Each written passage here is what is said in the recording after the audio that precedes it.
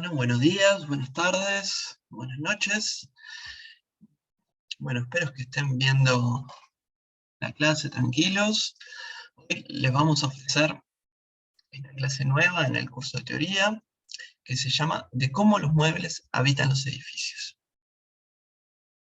Y bueno, un poco está basado en mis intereses como investigador y como arquitecto, y la intención es que un poco ofrezca una mirada distinta sobre la arquitectura, sobre los edificios, sobre los espacios. Y comenzamos con esta frase de George Perec, en su libro Especie de Espacios, que es un clásico de la literatura y también muy apreciado por los arquitectos para pensar estos temas. Y dice así: cuando en una habitación dada se cambia de sitio la cama, ¿se puede decir que se cambia la habitación o qué? Esta cuestión, esta pregunta, introduce el tema de la clase y el problema del mobiliario, de los objetos, de aquello que a veces llamamos equipamiento de la arquitectura. De alguna manera, si los muebles, en su disposición, su forma, sus usos, en los espacios que define la cáscara arquitectónica, las habitaciones, pueden transformar los espacios. O qué rol tienen, qué papel juegan para definir esas habitaciones. Esta clase un poco se funda en base a ese argumento, que los objetos permitirían interpretar las habitaciones, transformando su sentido. O por lo menos entrar en un juego dialógico, de diálogo, con la arquitectura, aportando una nueva capa de uso, de significación, de sentido, a los espacios definidos por los edificios, por las habitaciones. Aquí podemos ver en la imagen un concurso de vivienda, el primer premio del concurso de vivienda de la arquitectura RIFA 1999, de Mirabal, Silva, Bendarit, Cobas y Juanche, donde a través del dibujo de las plantas de dos casas apareadas y su equipamiento, se muestran la diferenciación de uso de las distintas posibilidades de uso a partir del equipamiento, mientras se mantiene la misma configuración edilicia, si se quiere. Así aparecen unas habitaciones que pueden ser dormitorios, como pueden ser sala de estar para proyecciones. El comedor puede tener una única mesa o ser también una sala de estar. En el garage se puede ocupar con un bote al mismo tiempo que un auto, o el dormitorio de la planta superior puede ser también una sala de juegos. No solo abriendo también el campo de la pregunta por la flexibilidad de los espacios o la distinta variabilidad de los usos que permiten las habitaciones y sus espacios.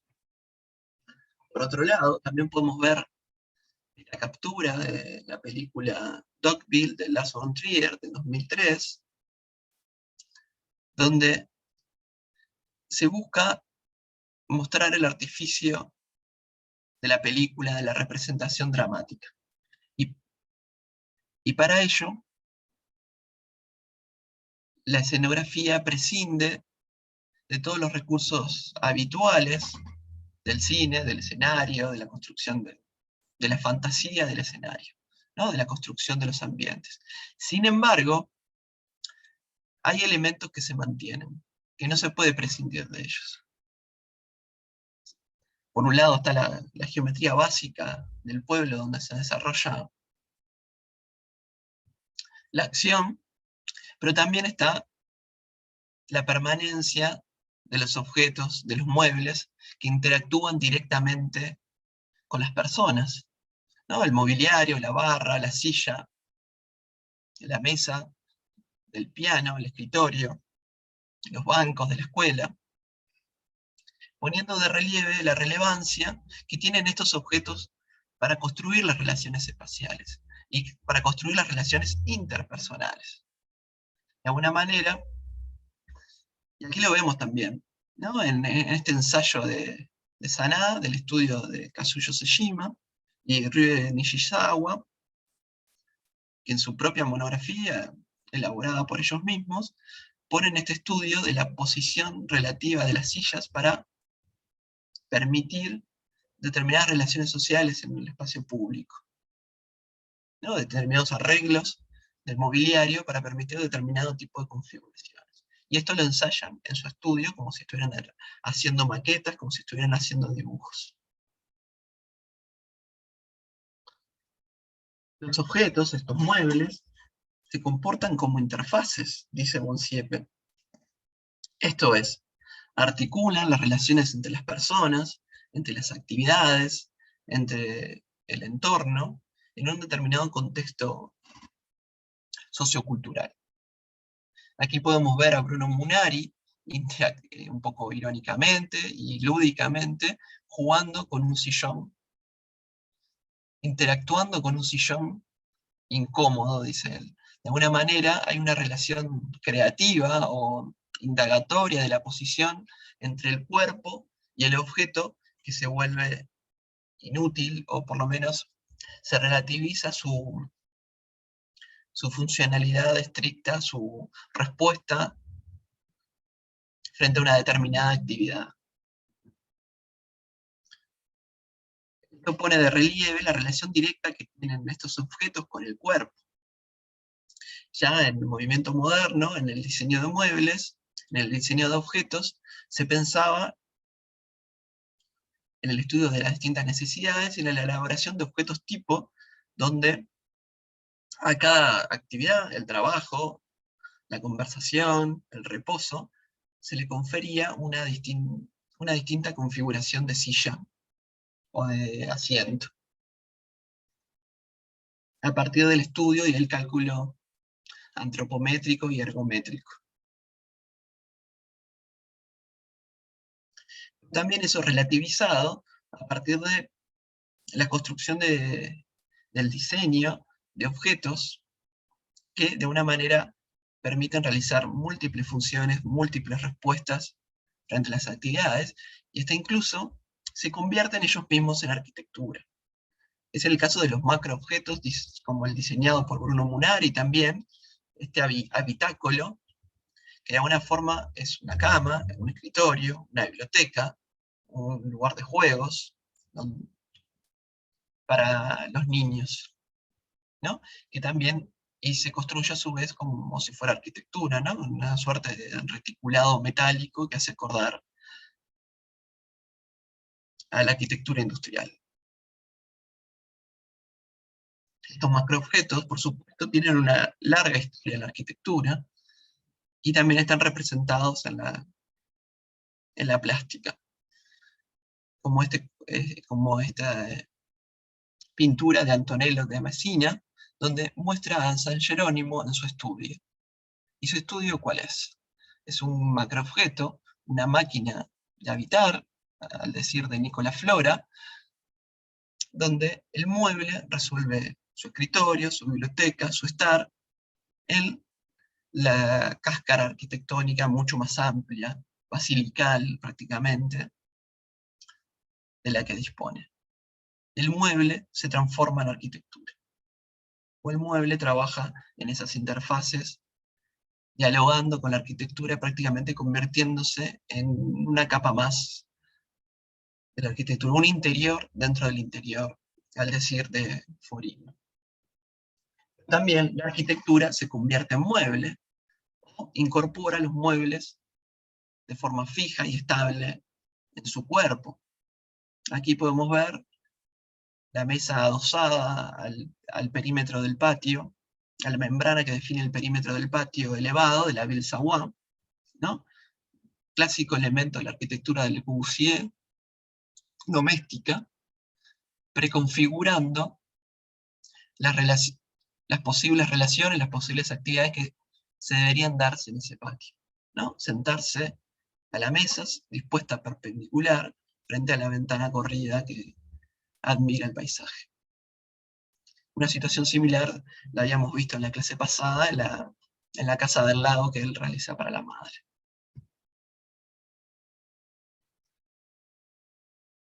esta configuración de los objetos tiene su paradigma en el siglo XIX con la casa del coleccionista, o de alguna forma con esta cuestión del, del guardar todo, de exponer todo, del mueble pesado, del mueble que ocupa espacio, de la gran habitación donde uno encuentra un montón de objetos que refieren a la biografía del habitante. Esto es lo que menciona Benjamin cuando habla de habitar como dejar huellas, que el habitar es dejar huellas, de una forma es la habitación, es el registro de la biografía de quien habita, las huellas de quien habita esa habitación. Y en el siglo XIX, la habitación decimonónica, de alguna manera, también representa las estructuras, las relaciones sociales que operaban en esa época, ¿no? De corte patriarcal, de grandes objetos, de una visualidad disminuida, más privada, íntima, que contrasta con la espacialidad moderna, eh, más abierta, iluminada, de amplia visualidad, donde los muebles ya no se construyen de forma pesada, de forma maciza, de gran presencia, sino que hasta incluso se diseñan como parte de la arquitectura, como muebles livianos, transparentes, eh, que permiten esa fluidez del espacio-tiempo que estaba proponiendo, por ejemplo, la arquitectura de Mies van der Rohe en la Villa Tugendhat de Brno, ¿no?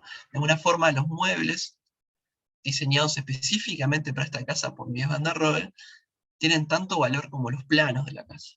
De alguna forma, uno podría decir que están fijados a la casa también, en el caso de Mies van der Rohe, manteniendo también esa concepción anterior, pero revisitada, reelaborada, de la presencia del mobiliario, pero configurando una obra de arte total. El arquitecto diseña hasta el mueble de la casa, otra vez, ¿no? Como habíamos visto en Le Corbusier, con la Belle Savoie, acá en la Villa Tugendhat, el mobiliario también es parte de la arquitectura, ya no integrada a sus muros, sino es parte del proyecto espacial y global de la arquitectura, conformando esa obra de arte total. Al punto que, retirados esos muebles, luego en la posguerra, en la República Checa, donde está ubicada esta casa se transforma bajo el régimen comunista que gobernó la República Checoslovaquia en ese entonces, en, en un centro de rehabilitación infantil. Sin los muebles, ese gran espacio es transformado, equipado con una gran alfombra y la gente realizando unas nuevas actividades, ese gran salón es reinterpretado. Ya no es una casa, es un centro de rehabilitación, es una casa de salud, aprovechando la gran incorporación del uso al espacio, su higiene, pero también las grandes posibilidades de amplitud y generosidad espacial insólitas para una casa doméstica, para un espacio doméstico. Siendo de relevancia el rol de interfaz y de presencia del mobiliario para la definición de los espacios. De la misma forma y de modo irónico, podemos ver también este ejemplo paradigmático de la modernidad doméstica, la casa Stein o Verges de Corbusier, pero en este caso en una fotografía, si se quiere, perdida o poco difundida de esta casa, que es con los muebles con los cuales sus propietarios la equiparon, o sea, con los muebles de su propia biografía, con los que traían en sus casas anteriores, que no responden al programa espacial o proyectual de Le Corbusier. Si recorren la obra completa de Le Corbusier, las fotos que existen de esta casa, que están presentadas de esta casa, son de la casa vacía. ¿Por qué? Por justamente esto, porque sus propietarios no aceptaron la inclusión de nuevo mobiliario diseñado por el arquitecto o elegido por el arquitecto, sino disponer de sus propios muebles. No fueron como la familia Tugendhat, que aceptaron la propuesta de Mies van der Rohe, sino que mantuvieron los muebles como sus huellas, como su biografía.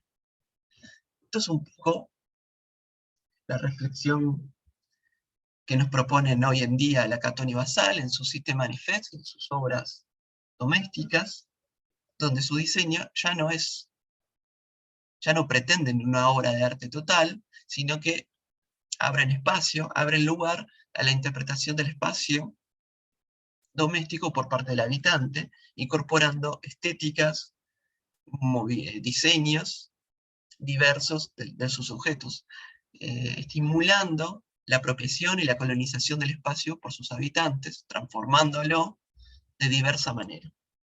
Aquí podemos ver la dicotomía entre el diseñador y el usuario, entre el diseño y la apropiación de los espacios. De alguna manera, en esta suerte de juego arquitectónico, de búsqueda de espacial y de flexibilidad y distintos usos de los espacios, hay un juego también entre el que diseña y el que usa. El que diseña y el que habita, el que proyecta, piensa y el que habita. Muchas veces también intercalando roles, ¿no? De alguna manera también todas las propuestas de participativas o de diseño en base a la experiencia del usuario, tratan de incorporar o de salvar esta dicotomía. Por otro lado, también podemos ver en propuestas de fines del siglo pasado que esta cuestión de la flexibilidad, del uso de los espacios y de la cuestión del relacionamiento social dentro de la vivienda se relativiza y se le empieza a confiar un rol preponderante a los objetos, a cómo los objetos pueden irradiar actividades, más allá de las configuraciones espaciales más habituales de limitaciones público-privado, o de zonas íntimas y zonas más públicas o de relacionamiento social, que eran habituales en la configuración de la vivienda. Este es el caso de las viviendas en la diagonal de Ábalos Herrero, donde hasta incluso los muros medianeros, los muros que separan unidades de habitación, son mobiliario. Aquí se ensayan múltiples configuraciones de la vivienda en base a una suerte de equipamiento de corte robótico, entre comillas, de objetos multifunción, macroobjetos, que irradiarían las actividades necesarias para la vida doméstica.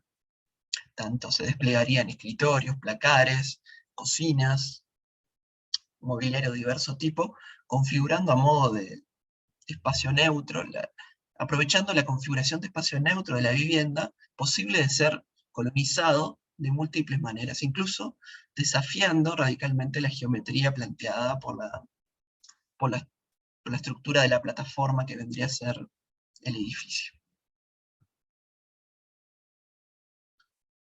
En contraposición, de alguna manera la propuesta de Ábalos discute la tradición moderna de estructuración de la vivienda colectiva y la vivienda racionalmente pensada en base al cálculo de los espacios mínimos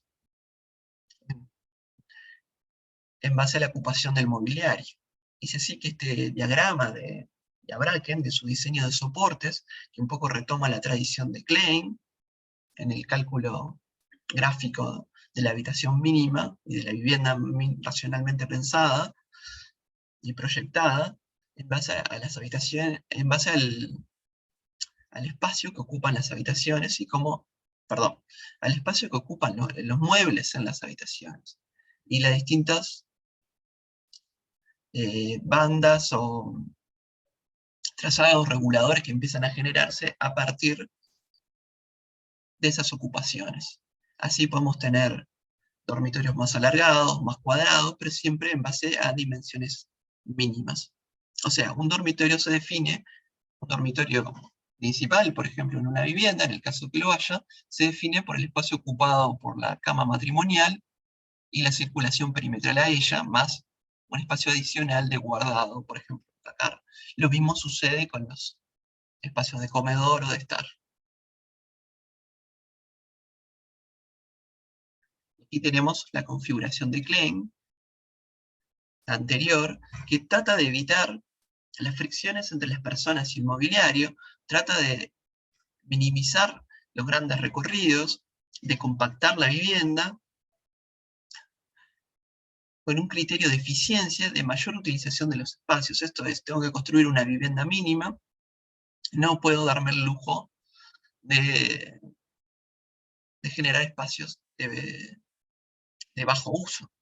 Y ahí el rol del mobiliario se vuelve fundamental para entender cómo se usan esos espacios, cómo se ocupan, cómo interfieren con las circulaciones, con el movimiento de las personas, cuál es la huella que dejan.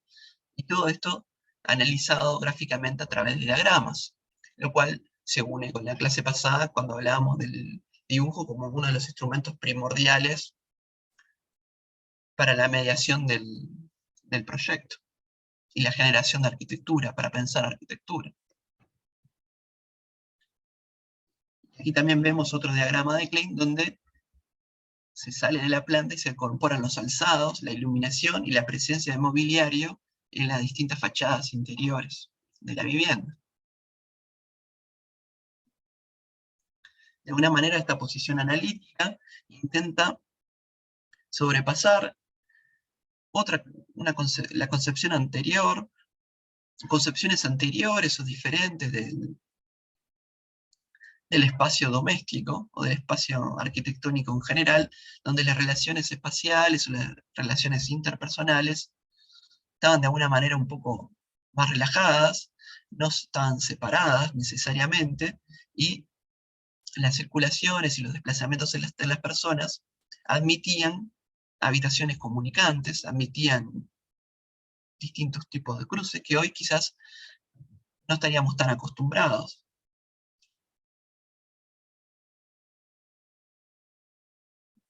De la misma manera, cuando pensamos en los espacios interiores, la visibilidad es sumamente importante para la configuración de esos espacios. En el caso de existe una tensión en sus espacios entre la privacidad y el espectáculo.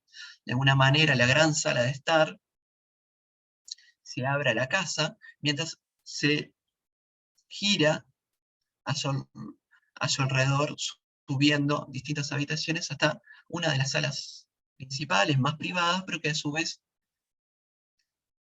permiten el dominio visual de toda la sala de estar, de todo el sistema configurado de relacionamiento social de la casa, en este caso la casa Müller o la casa Moller, ¿no? La sala de reuniones, perdón, la sala de reuniones más privadas, casi como para tener una conversación íntima, pero social igual, puede dominar el salón donde está el hogar, el fuego, la reunión familiar más extensa. Motivando también el cruce de miradas, las visuales cruzadas, como si fuera un espectáculo, como si fuera un teatro. Siguiendo con la visualidad de este tema y la desestructuración de los espacios más tradicionales, un caso paradigmático es el de las oficinas, es el del paisaje de oficinas, de la oficina paisaje, desarrollado sobre los años 60 en Alemania y difundido a todo el mundo, sobre todo en las oficinas de Estados Unidos, donde en base a la climatización del espacio de trabajo, se permite una disolución o sea, a evitar la compartimentación del espacio por tabiques o de pequeños recintos, y una configuración a partir del mobiliario, los distintos escritorios, configurando esa suerte de dibujo caótico, pero de gran visualidad, de gran transparencia y inteligibilidad, de gran dominio de todo el espacio. Sin embargo, eso que parece caótico, en realidad es una configuración estudiada en base a las relaciones topológicas entre los distintos trabajadores, entre las distintas tareas que cada uno realiza, tomando en cuenta como una cadena de actividades sucesivas. Pero aquí lo que también está en juego es como el control y el dominio del espacio, ¿no? Si el espacio fuera más compartimentado, más opaco, quizás no se sabría de forma tan fácil quién está trabajando, quién no. Y en cambio, en esta planta también ofrece una suerte de panóptico, de visualidad continua, de paisaje, de gran panorama, donde parado en una serie de puntos claves, el jefe, el director, el supervisor, puede admirar el trabajo de todo su equipo, de toda su plantilla. También aprovechando cierta uniformidad del espacio de oficinas.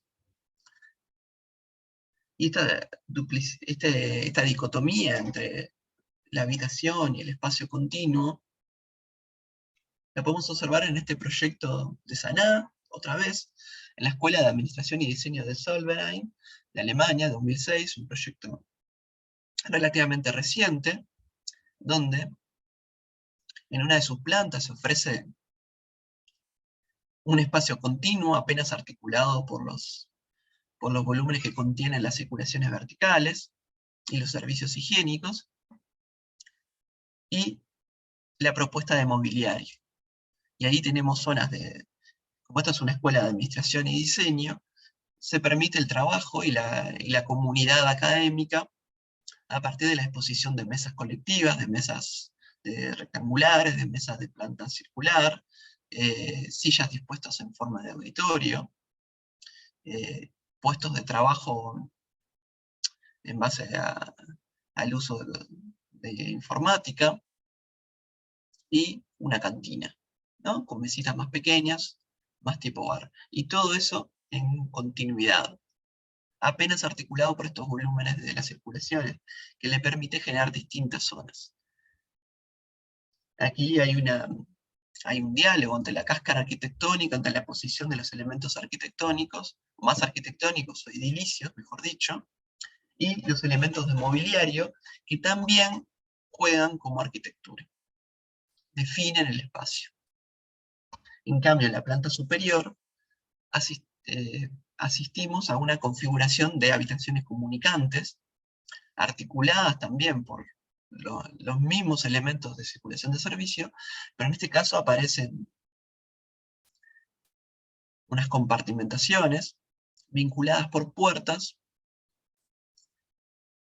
por accesos en todos sus lados, apenas diferenciados por si son interiores o exteriores, si son patios o si son habitaciones cerradas.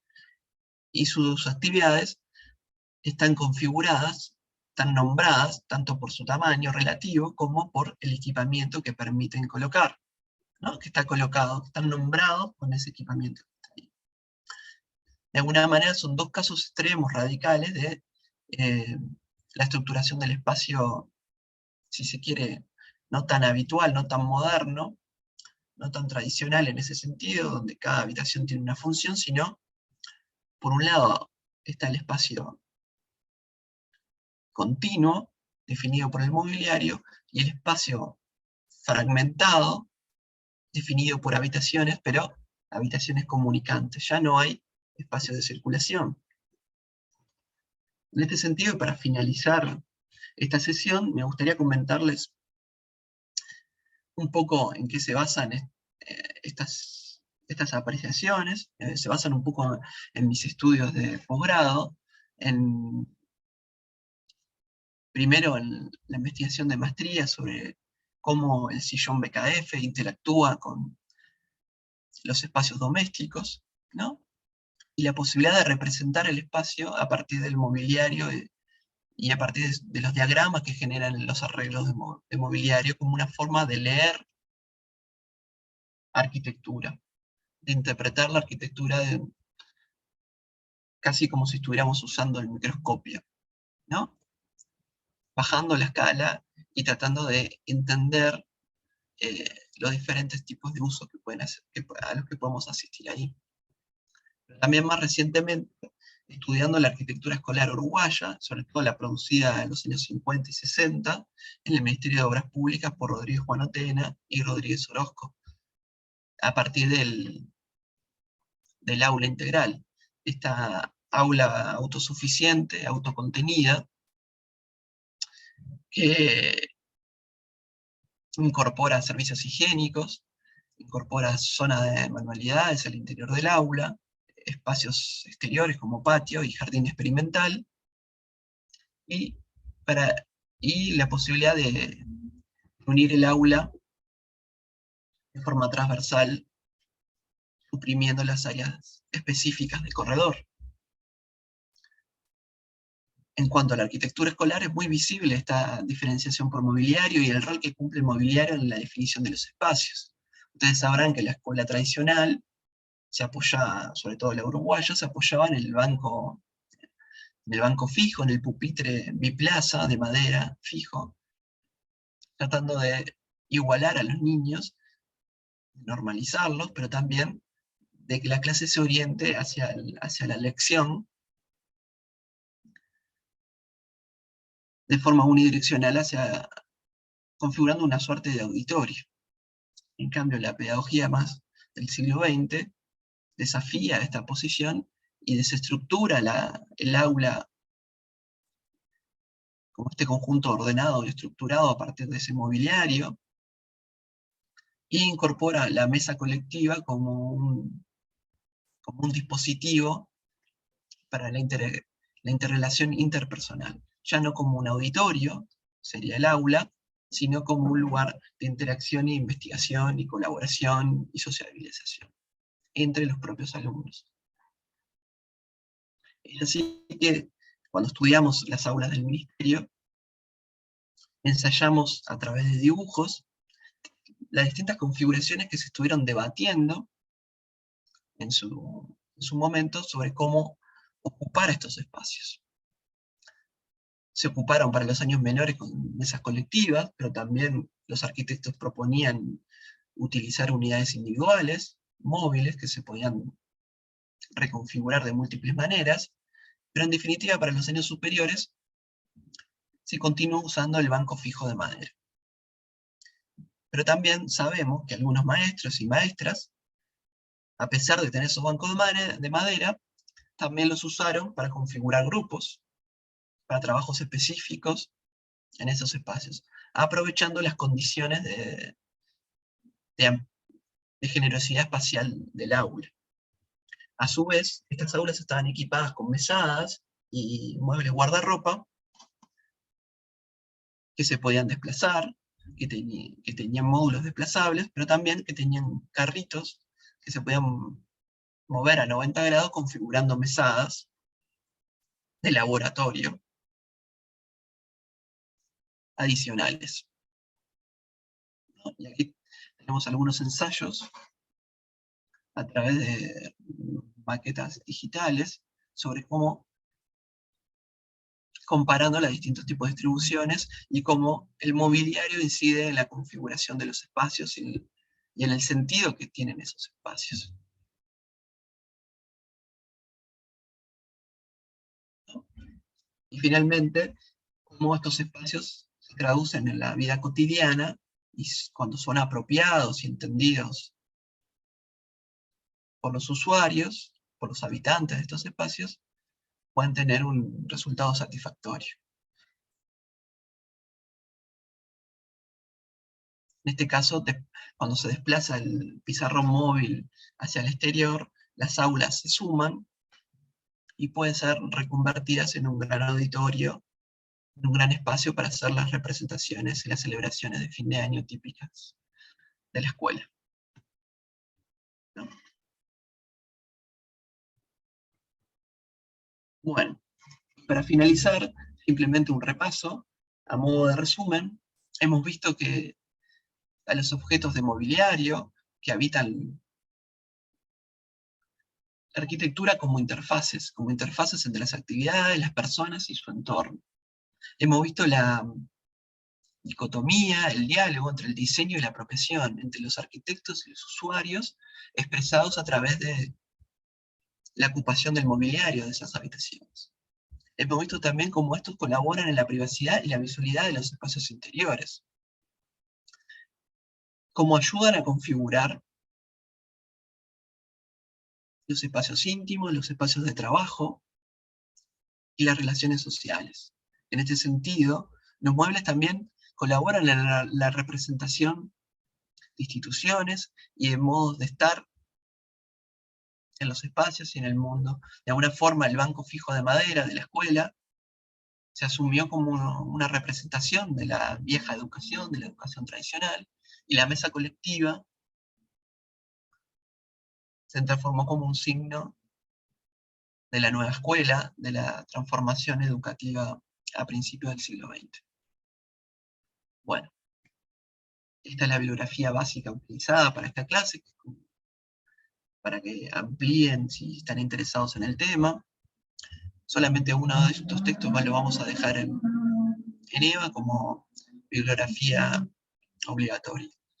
Hemos trabajado con La Buena Vida de Ábalos, con el sistema de los objetos de Baudelaire, con el objeto de la interfase de Monsiepe, con figuras, puertas y pasillos de Evans, y también hemos revisado la antología de Weinthal sobre la teoría del diseño interior. Bueno, eso es todo. Muchas gracias.